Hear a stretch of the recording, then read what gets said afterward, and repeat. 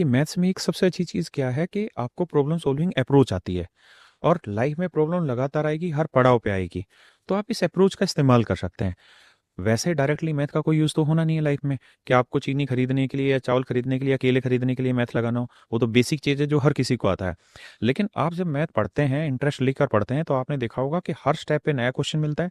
आप उस नए क्वेश्चन को सोल्व करने के लिए जो अप्रोच लाते हैं, जो माइंडसेट तैयार करते हैं और जिस पेशेंस से उस पर काम करते हैं, क्योंकि मैथ एक ऐसी चीज़ नहीं है कि एक सेकंड में कोई क्वेश्चन निकलेगा। नहीं निकलता तो 15-15 मिनट नहीं निकलता। और लाइफ में भी ऐसी प्रॉब्लम्स आती हैं कि सोल्व होनी होती है तो एक सेकंड में हो जाती है, नहीं होती तो 3-3 साल भी खिंच जाती है प्रॉब्लम। और बहुत सारी ऐसी प्रॉब्लम होती है जो सोल्व होती ही नहीं है।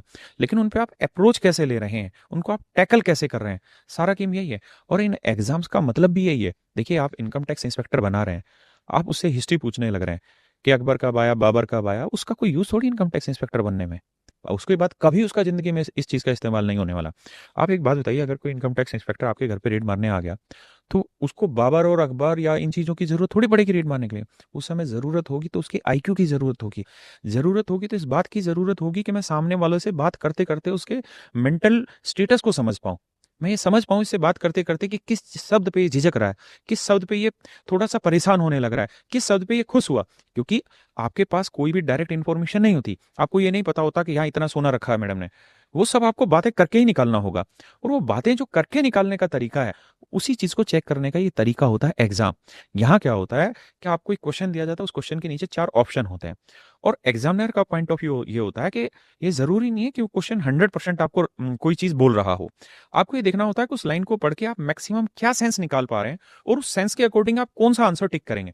बहुत बार ऐसा होता है कि 4 ऑप्शन होते हैं, चारों ही ठीक होते हैं, लेकिन आपको फिर ये दिमाग लगाना होता है कि इसमें कौन-सा ज़्यादा सेंसिबल लग रहा है। क्योंकि अल्टीमेटली आपको लाइफ में इसी चीज़ की ज़रूरत होगी। आप डिप्लोमेट बनते हैं, आप सेक्शन ऑफिसर बनते हैं, आगे डिप्लोमेसी का काम करेंगे। तो डिप्लोमेसी में आपको कोई नहीं बताने वाला कि सामने वाले के मन में क्या है। जैसे अभी इंडिया और यूएस में ट्रेड डील होने लग रही है और दोनों पक्ष चाहते हैं कि हम मैक्सिमम टू मैक्सिमम बार्गेन करके अपने पक्ष में लेके आएँ, उधर वाले भी, इधर वाले भी। लेकिन जीतेगा वही, जो बिना बोले सामने वाले की बात समझ पाए।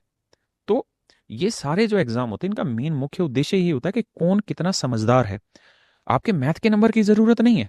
अगर ऐसा होता, तो आप वही सवाल पूछते हैं ना जो आपके पोस्ट ग्रेजुएशन में क्वेश्चन आते हैं। आप यूपीएससी उठा लीजिए, एसएससी उठा लीजिए, रेलवे उठा लीजिए, हर एक जगह 10 से 12 तक के लेवल के क्वेश्चन पूछे जाते हैं, इससे ऊपर थोड़ी पूछा जाता है। तो उसका उद्देश्य दूसरा है। उसका उद्देश्य ये है कि आप कितना जल्दी से चीज़ों को पकड़ते हैं।